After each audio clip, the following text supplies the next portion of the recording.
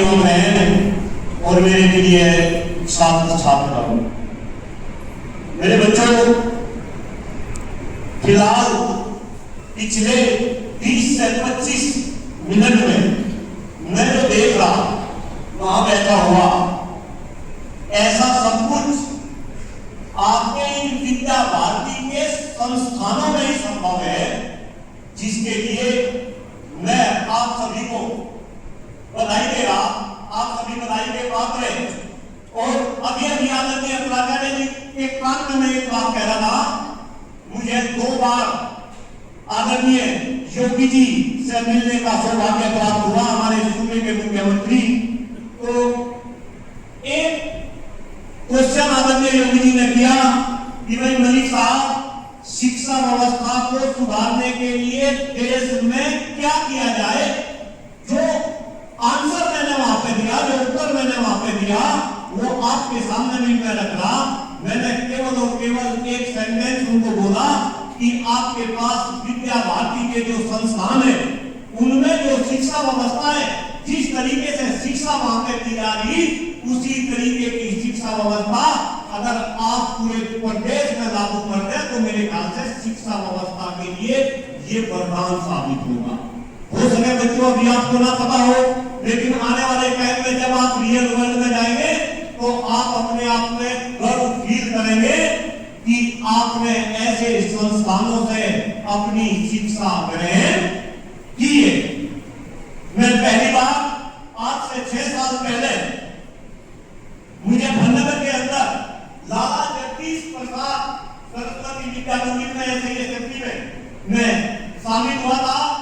उस टाइम पे वहां के प्राचार्य आदरणीय सतीश उपाध्याय जी, जो कहीं पे उनका निवास है, फिलहाल रिटायर हो चुके, उन्होंने मुझे बुलाया था और मैंने ये बात वहां पे कही थी, जो बात अब कह रहा कि अगर मुझे ये पहले पता होता कि विद्या भारती के अंदर इस तरीके की शिक्षा, इस तरीके का अनुशासन और इस तरीके के राष्ट्रभक्त बनाए जाते हैं, तो मेरे बच्चे कभी ईपीएस ग्रेटर लड़ा लेना पड़ते, मेरे बच्चे भी विद्या भारती के ऐसे संस्थानों में शिक्षा ग्रहण करते।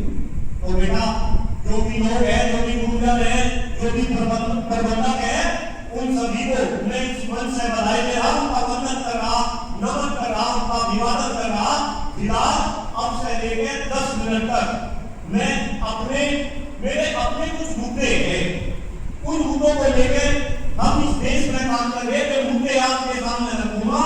लेकिन उससे पहले मैं एक निवेदन करूंगा, सारे के सारे बच्चे सीधे बैठेंगे। अभी सबने बहुत अच्छे से तारासन कराया ना, तारासन मैं भी पहली बार मैंने प्राचार्य जी को भी ये बात बताई, भले ही मेरी पीएचडी कंप्यूटर साइंस में हो, लेकिन कंप्यूटर साइंस में पीएचडी करने के बाद मैंने मास्टर डिग्री योग में भी कर रखी और योग के बड़े-बड़े शिविर पूरे हिंदुस्तान और हिंदुस्तान के बाहर लगाने का भी मुझे सौभाग्य प्राप्त हुआ। तो मेरे बच्चे, एक तो सारे बच्चे सीधे बैठो, सीधे बैठो, सारे के सारे सीधे बैठो, गर्दन सीधी, रीढ़ की हड्डी सीधी, निगाह सामने, तो ऐसे बैठा करो सीधे। और दूसरा, अभी हम ताली बजा रहे थे, ताली कैसे बजा रहे थे, जरा बजा रहे थे, बहुत ताली, सारे बच्चे कैसे बजा रहे थे,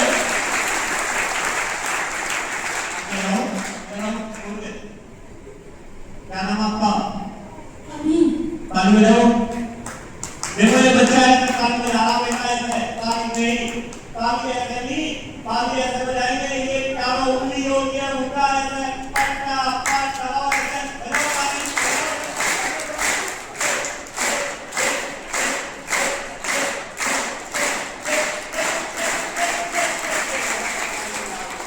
जब हम ऐसे ताली बजाते हैं तो हमारी हथेली के अंदर कुछ एक्टिव प्रेशर पॉइंट्स होते हैं, उनमें पॉइंट्स दबते हैं, तो हमारी शरीर के अंदर जितनी बीमारी अगर होती है तो वो सारी की सारी बीमारी क्या हो जाती है, क्या हो जाती है, छू मंतर हो जाती है। क्या हो जाती है? छू मंतर।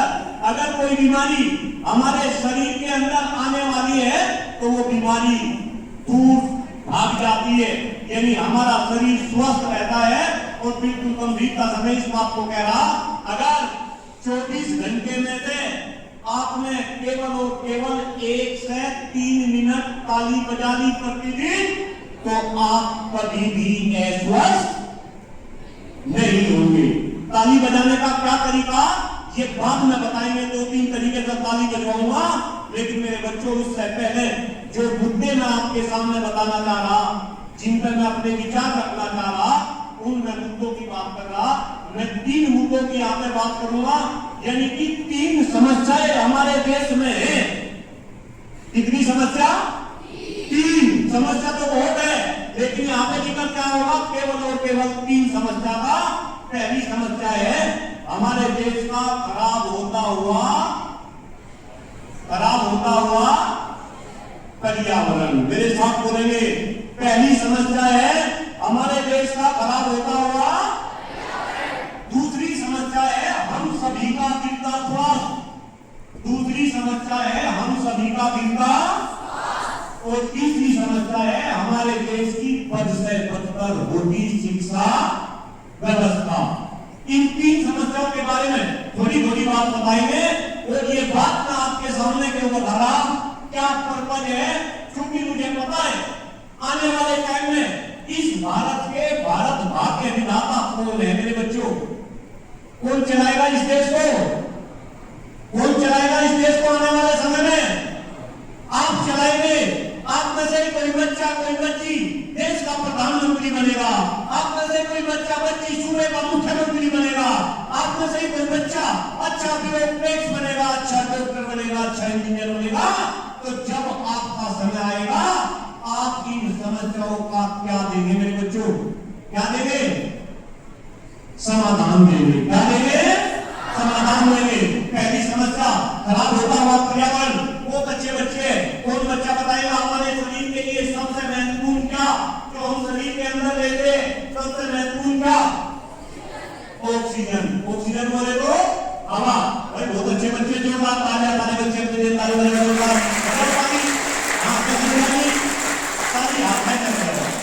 तो शरीर के लिए सबसे महत्वपूर्ण हवा, ऑक्सीजन। इसके बाद हवा के बाद पानी, पानी के बाद खाना, दूसरे खाद्य पदार्थ। लेकिन मेरे बच्चों, दुर्भाग्य है हमारा, आज जिस हवा को हम सांस लेने के लिए यूज कर रहे, आज देश की हवा सांस लेने लायक, देश का पानी पीने लायक, देश का खाद्यान्न खाने लायक।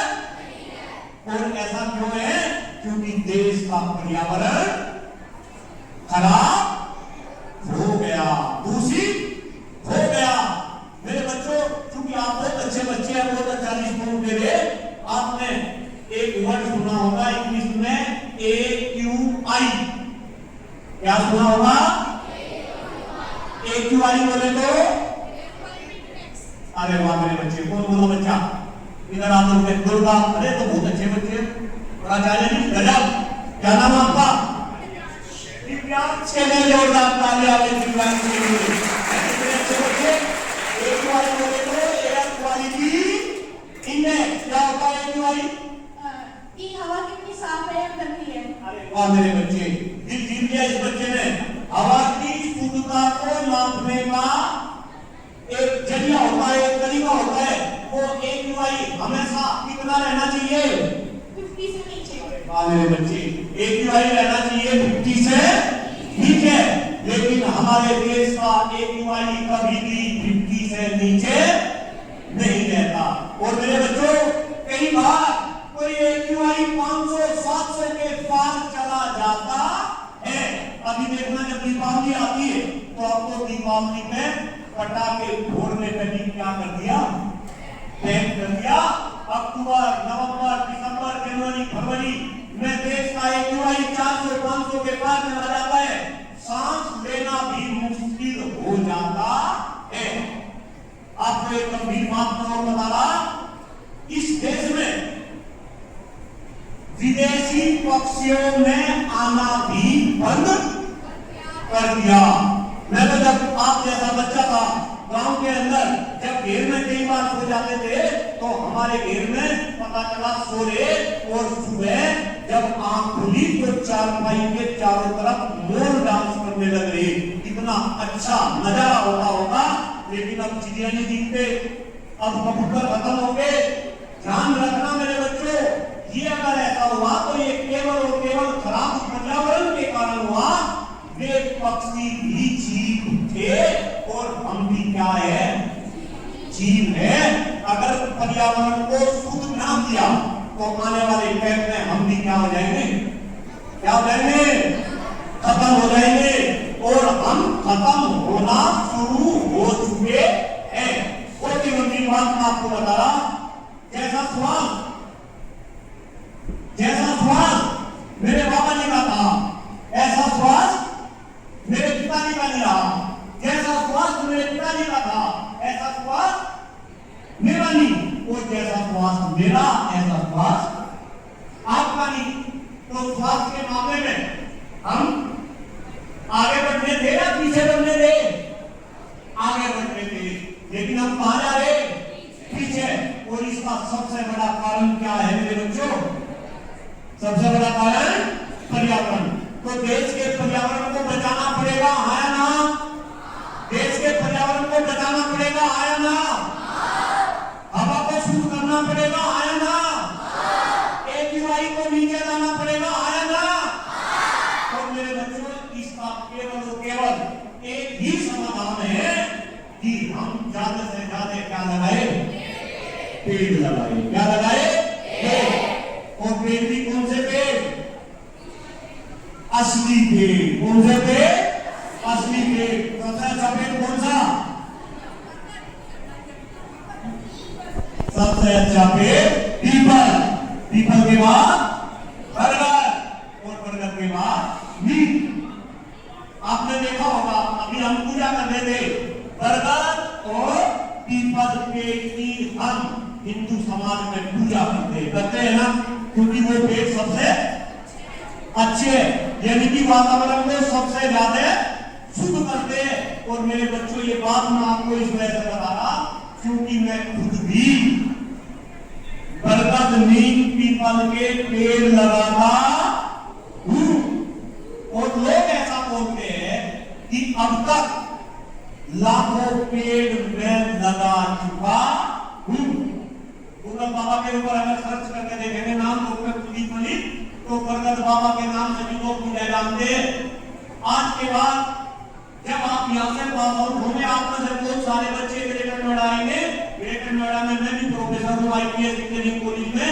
अपने बच्चों की मदद से पूरे ग्रेटर नोएडा में इतने बरगद लग रहे, इतने बरगद लग रहे, आप अगर कहीं पर भी खड़े होंगे पूरे ग्रेटर नोएडा में, आपको कोई ना कोई बरगद का पेड़ नजर आएगा। वो बरगद का पेड़ हमने लगा दिया। तो अगर हम इस तरीके का काम कर सकते हैं तो क्या सारे के सारे बच्चे इस अभियान में मेरा साथ भी दे सकते हैं ना? दे सकते हैं ना? पेड़ लगा सकते हो ना? असली पेड़ लगा सकते हो ना? पर्यावरण को बचा सकते हो ना?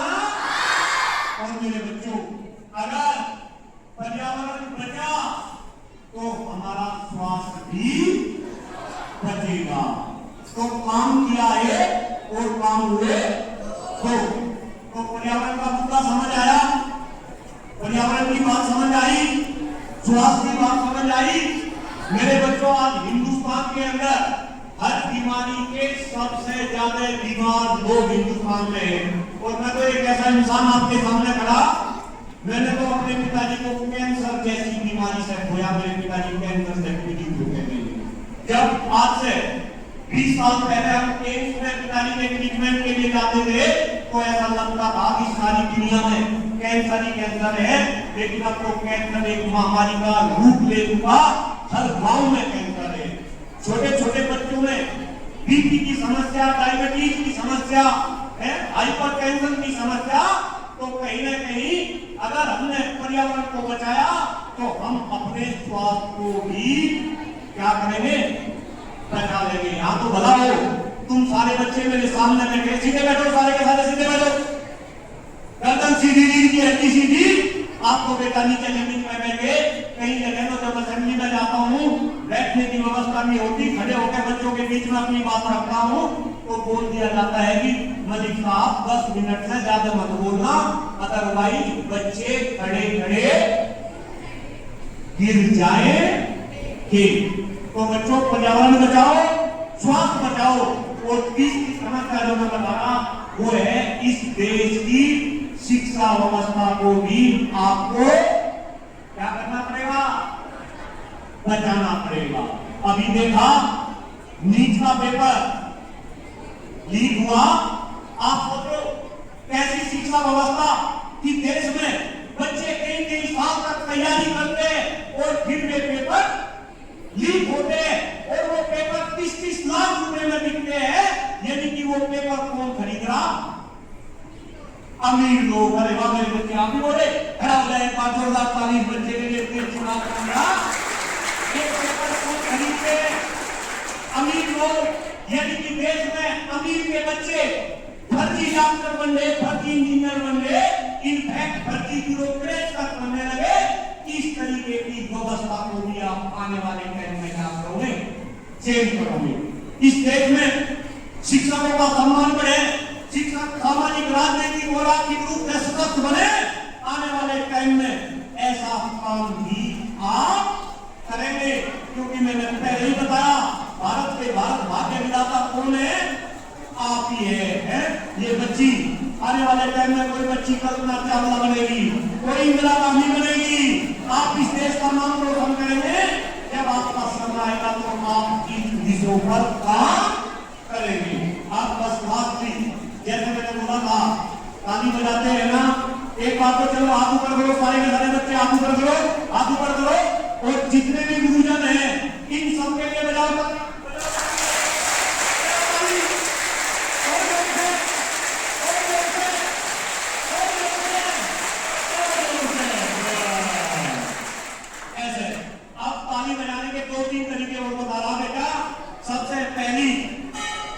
सबसे पहला तरीका है ओम की ध्वनि के ऊपर। सबसे पहला तरीका ताली बजाने में कौन सा, ओम। अभी हमने ओम को चलन किया ना, ओम को चलन किया तो ऐसे ही ओम के ऊपर ताली बजाएंगे। कैसे एक बार मुझे बताइए, ऐसे तरीका मैंने बता दिया, ऐसे बजाएंगे ओ ताली चलो। अभी देखिए चलो मेरे साथ ओम की ध्वनि के ऊपर ताली बजाएंगे। जैसे जैसे मेरी ओम की आवाज बढ़ेगी ताली की गड़गड़ाहट भी बढ़ेगी। कंडीशन है सबकी ताली एक साथ बनेगी। लेट्स स्टार्ट ओम के नाम पे।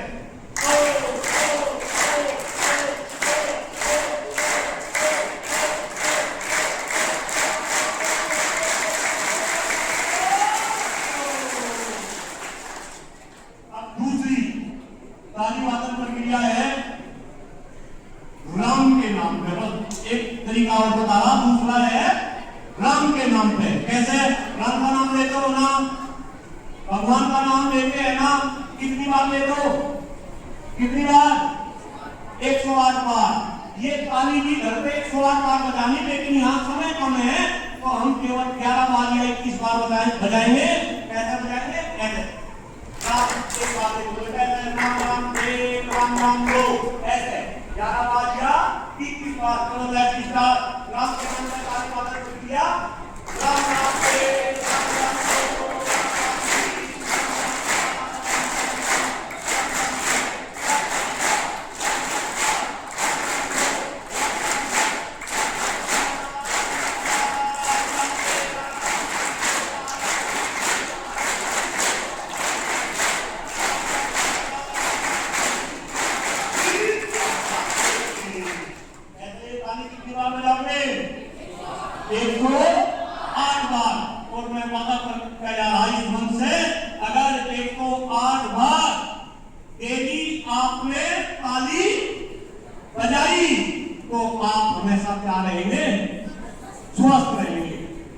साथी सोशल मीडिया पे मेरे से जुड़े।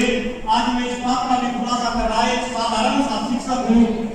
ग्रेटर नोएडा के अंदर आईपीएस इंजीनियरिंग कॉलेज में प्रोफेसर हूँ। मेरी धर्मपत्नी गंगोत्री यूनिवर्सिटी में प्रोफेसर है। कभी मम्मी पिताजी भी प्राइमरी में शिक्षक हुआ करते थे।